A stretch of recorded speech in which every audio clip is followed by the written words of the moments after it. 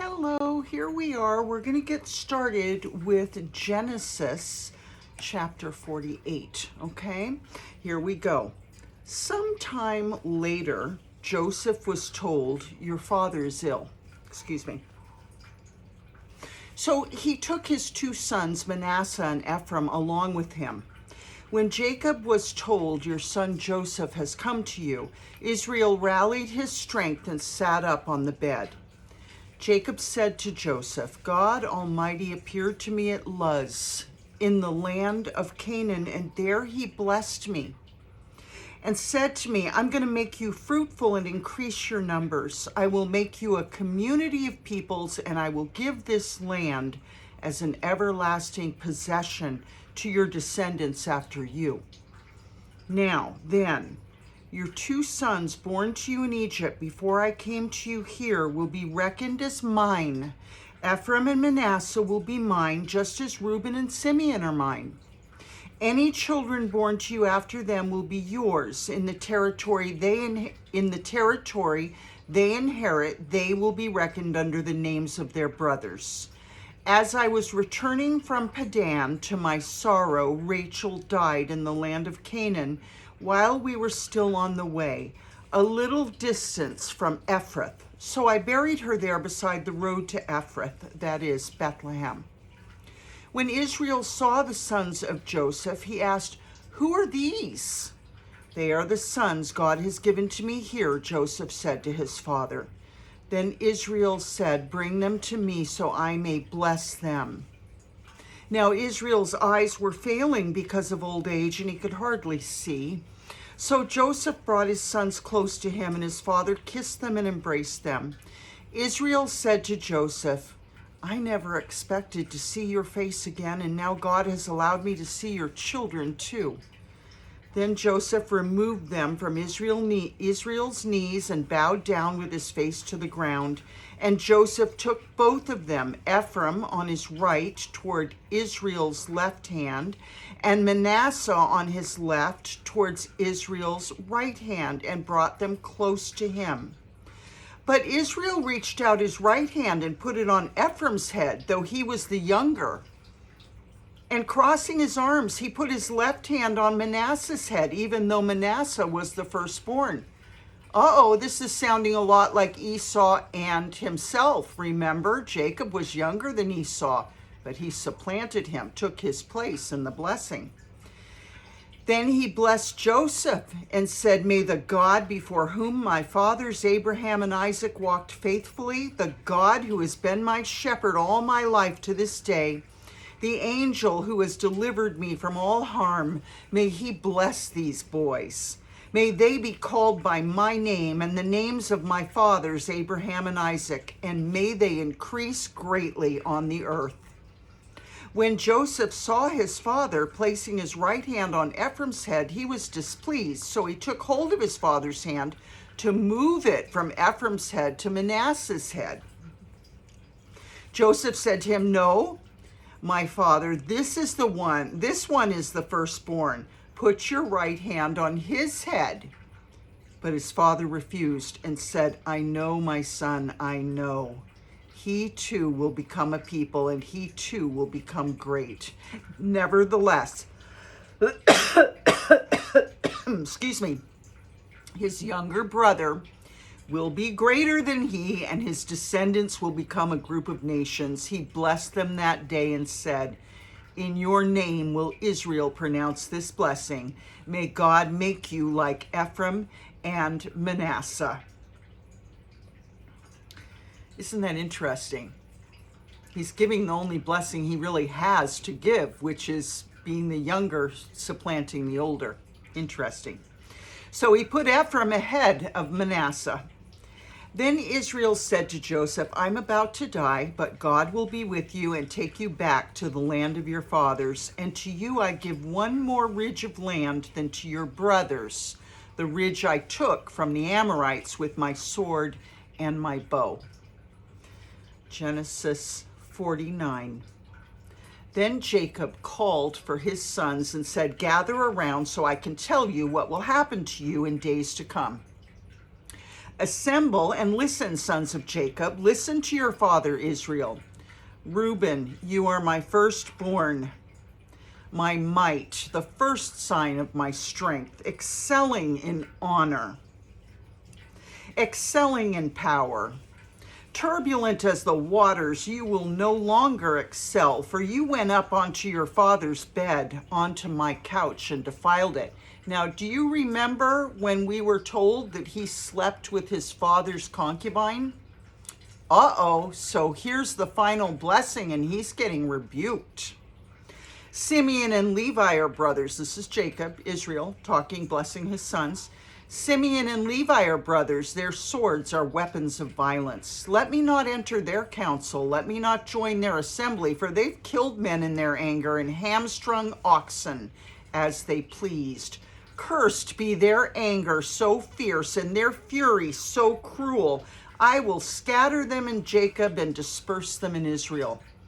Boy, this is a reckoning, isn't it? Judah, the one that Jesus comes out of, Judah's line. Your brothers will praise you. Your hand will be on the neck of your enemies. Your father's sons will bow down to you. You are a lion's cub, Judah. You return from the prey, my son. Like a lion, he crouches and lies down. Like a lioness, who dares to rouse him? The scepter will not depart from Judah. Here's prophecy of Jesus Christ right here. Nor the ruler's staff from between his feet, until he to whom it belongs shall come. And you know that's a prophecy of Jesus Christ. Here we are in Genesis, and we're hearing another. The first one we heard was in Genesis when the Lord said to Satan, you will bruise his heel, he'll crush your head. All right. Until he to whom it belongs shall come, and the obedience of the nations shall be his. He will tether his donkey to a vine, his colt to the choicest branch. He will wash his garments in wine, in his robes in the blood of grapes. His eyes will be darker than wine, his teeth whiter than milk. That's all a prophecy of Jesus Christ in my book, and I believe I'm correct. Zebulun will live by the seashore and become a haven for ships. His border will extend towards Sidon. Issachar is a raw-boned donkey lying down among the sheep pens. When he sees how good is his resting place and how pleasant is his land, he will bend his shoulder to the burden and submit to forced labor. Dan will provide justice for his people as one of the tribes of Israel.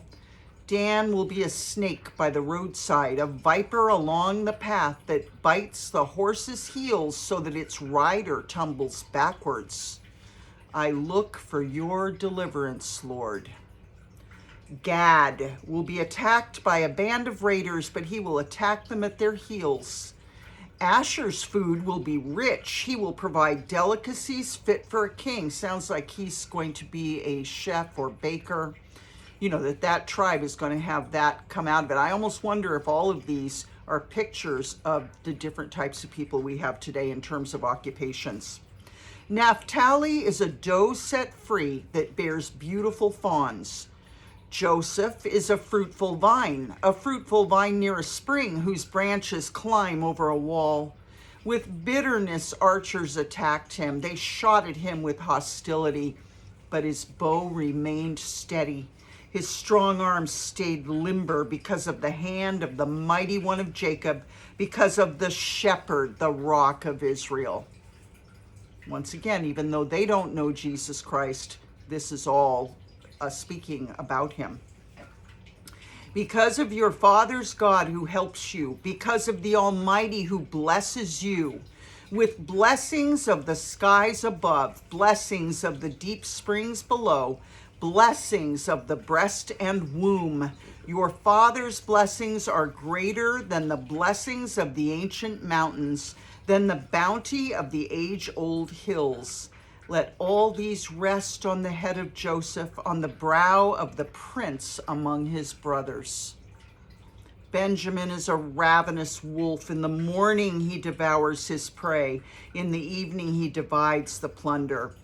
All these are the 12 tribes of Israel. We haven't heard that yet. And this is what their father said to them when he blessed them, giving each the blessing appropriate to him. I mean, Jacob alluded to it certainly, that they're each going to have a tribe, but here it is. All these are the 12 tribes of Israel, and this is what their father said to them when he blessed them, giving each the blessing appropriate to him. Then he gave them these instructions. I'm about to be gathered to my people. Bury me with my fathers in the cave in the field of Ephron the Hittite, the cave in the field of Machpelah near Mamre in Canaan, which Abraham bought along with the field as a burial place from Ephron the Hittite. There Abraham and his wife Sarah were buried. There Isaac and his wife Rebekah were buried, and there I buried Leah. The field and the cave in it were bought from the Hittites. Isn't that interesting? Rachel was buried somewhere else on the way to Bethlehem, but Jacob ended up lying down with Leah in the grave. Isn't that interesting? You know, because Leah produced all of these sons. You know, it's interesting, like the Lord honored Leah, and poor Rachel is not buried with the fathers. When Jacob had finished giving instructions to his sons, he drew his feet up into the bed, breathed his last, and was gathered to his people. So he probably had his feet on the floor, and he pulled them up and put them under the covers, lay down, and breathed his last. Genesis 50. Joseph threw himself on his father and wept over him and kissed him. Then Joseph directed the physicians in his service to embalm his father Israel. Remember, this is Egypt. So the physicians embalmed him, taking a full 40 days, for that was the time required for embalming. And the Egyptians mourned for him for 70 days. When the days of mourning had passed, Joseph said to Pharaoh's court, "If I found favor in your eyes, speak to Pharaoh for me. Tell him, my father made me swear an oath and said, I'm about to die. Bury me in the tomb I dug for myself in the land of Canaan. Now let me go up and bury my father, then I will return." Pharaoh said, "Go up and bury your father as he made you swear to do." So Joseph went up to bury his father. All Pharaoh's officials accompanied him, the dignitaries of his court and all the dignitaries of Egypt, besides all the members of Joseph's household and his brothers and those belonging to his father's household. Only their children and their flocks and herds were left in Goshen. Chariots and horsemen also went up with him. It was a very large company. When they reached the threshing floor of Atad near the Jordan, they lamented loudly and bitterly, and there Joseph observed a 7-day period of mourning for his father. When the Canaanites who lived there saw the mourning at the threshing floor of Atad, they said, "The Egyptians are holding a solemn ceremony of mourning." That's why that place near the Jordan is called, Abel Mizraim. So Jacob's sons did as he had commanded him. They carried him to the land of Canaan and buried him in the cave in the field of Machpelah near Mamre, which Abraham had bought along with the field as a burial place from Ephron the Hittite. After burying his father, Joseph returned to Egypt together with his brothers and all the others who had gone with him to bury his father. When Joseph's brothers saw that their father was dead, they said, "What if Joseph holds a grudge against us and pays us back for all the wrongs we did to him?" So they sent word to Joseph saying, "Your father left these instructions before he died. This is what you are to say to Joseph. I ask you to forgive your brothers." Okay, so this is what they're saying their father said. "I ask you to forgive your brothers the sins and the wrongs they committed in treating you so badly. Now please forgive the sins of the servants of the God of your father." When their message came to him, Joseph wept.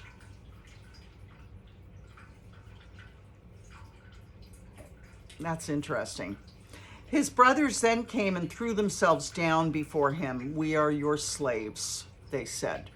Okay, so there's contrition there, okay? But Joseph said to them, "Don't be afraid. Am I in the place of God? You intended to harm me, but God intended it for good, to accomplish what's now being done, the saving of many lives. So then don't be afraid. I'll provide for you and your children." And he reassured them and spoke kindly to them. Once again, the beautiful forgiveness and grace of God, huh? Joseph stayed in Egypt along with all his father's family. He lived 110 years. Notice their times are getting shorter. And saw the third generation of Ephraim's children. So he was a great, maybe even great-grandfather. Also, the children of Machir, son of Manasseh, were placed at birth on Joseph's knees. Then Joseph said to his brothers, "I'm about to die, but God will surely come to your aid." Now that's interesting because he was younger than them. And he's dying. "But God will surely come to your aid and take you up out of this land to the land he promised on oath to Abraham, Isaac, and Jacob." And Joseph made the Israelites swear an oath and said, "God will surely come to your aid, and then you must carry my bones up from this place." So Joseph died at the age of 110, and after they embalmed him, he was placed in a coffin in Egypt. All right, now we're going to start Exodus, okay? We'll just do maybe the first chapter, just get it going here. All right. Second book of the Bible, Exodus, which means fleeing, leaving, running, escaping. Mass exodus. All right, this is titled "The Israelites Oppressed." These are the names of the sons of Israel who went to Egypt with Jacob, each with his family: Reuben, Simeon, Levi, and Judah; Issachar, Zebulun, and Benjamin; Dan and Naphtali, Gad, and Asher. The descendants of Jacob numbered 70 in all. Joseph was already in Egypt. Now Joseph and all his brothers and all that generation died. Okay, they're all gone now. But the Israelites were exceedingly fruitful. They multiplied greatly, increased in numbers, and became so numerous that the land was filled with them. Okay, so here they are in Egypt, right? Still, all the descendants, just fruitfully multiplying. Then a new king, to whom Joseph meant nothing, came to power in Egypt.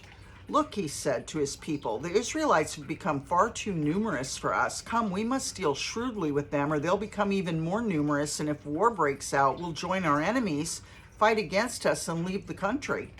So they put slave masters over them to oppress them with forced labor. And they built Pithom and Ramses as store cities for Pharaoh. But the more they were oppressed, the more they multiplied and spread. So the Egyptians came to dread the Israelites and worked them ruthlessly. They made their, now see, of course, they're not going to want them to, join their enemies, fight against them, and leave the land of Egypt, because more citizenry means, more people to tax or what have you, to have money out of. I mean, it's always good to have citizens, right? So what they're doing now is they're oppressing them so that they can keep them there with forced labor, lock them in, and then be mean to them on top of it, okay? But the more they were oppressed, the more they multiplied and spread. So the Egyptians came to dread the Israelites and worked them ruthlessly. They made their lives bitter with harsh labor in brick and mortar and with all kinds of work in the fields. And all their harsh labor, the Egyptians worked them ruthlessly. The king of Egypt said to the Hebrew midwives, whose names were Shiphrah and Puah, "When you're helping the Hebrew women during childbirth on the delivery stool, if you see that a baby is a boy, kill him. But if it's a girl, let her live." The midwives, however, feared God and didn't do what the king of Egypt had told them to do. They let the boys live. Then the king of Egypt summoned the midwives and asked them, "Why have you done this? Why have you let the boys live?" The midwives answered Pharaoh, "Hebrew women are not like Egyptian women. They're vigorous and give birth before the midwives arrive." So God was kind to the midwives, and the people increased and became even more numerous. And because the midwives feared God, he gave them families of their own. Then Pharaoh gave this order to all his people: "Every Hebrew boy that is born you must throw into the Nile, but let every girl live." All right, let's go one more, and then we'll end. This will be the last one. Now, a man of the tribe of Levi married a Levite woman, and she became pregnant and gave birth to a son. When she saw that he was a fine child, she hid him for 3 months. But when she couldn't hide him any longer, she got a papyrus basket for him, coated it with tar and pitch. Then she placed the child in it and put it among the reeds along the banks of the Nile. His sister stood at a distance to see what would happen to him. Then Pharaoh's daughter went down to the Nile to bathe, and her attendants were walking along the riverbank. She saw the basket among the reeds and sent her female slaves to get it. She opened it and saw the baby. He was crying, and she felt sorry for him. "This is one of the Hebrew babies," she said. Now, 3 months old babies are so cute. I can only imagine. Then his sister asked Pharaoh's daughter, "Shall I go and get one of the Hebrew women to nurse the baby for you?" "Yes, go," she answered. So the girl went and got the baby's mother. Pharaoh's daughter said to her, "Take this baby and nurse him for me, and I will pay you." So the woman took the baby and nursed him. When the child grew older, so she got to nurse her own son. When the child grew older, she took him to Pharaoh's daughter, and he became her son. She named him Moses, saying, "I drew him out of the water." One day after Moses had grown up, he went out to where his own people were and watched them at their hard labor. He saw an Egyptian beating a Hebrew, one of his own people. Looking this way and that and seeing no one, he killed the Egyptian and hid him in the sand. Wow. Moses was a murderer, guys. The Lord used him, didn't he? The next day, he went out and saw 2 Hebrews fighting. He asked the one in the wrong, "Why are you hitting your fellow Hebrew?" The man said, "Who made you ruler and judge over us? Are you thinking of killing me as you killed the Egyptian?" Then Moses was afraid and thought, "What I did must have become known." The man said, "Who made you ruler and, When Pharaoh heard of this, he tried to kill Moses. But Moses fled from Pharaoh and went to live in Midian, where he sat down by a well. Now, a priest of Midian had 7 daughters, and they came to draw water and fill the troughs to water their father's flock. Some shepherds came along and drove them away, but Moses got up and came to their rescue and watered their flock. When the girls returned to Reuel, their father, he asked them, "Why have you returned so early today?"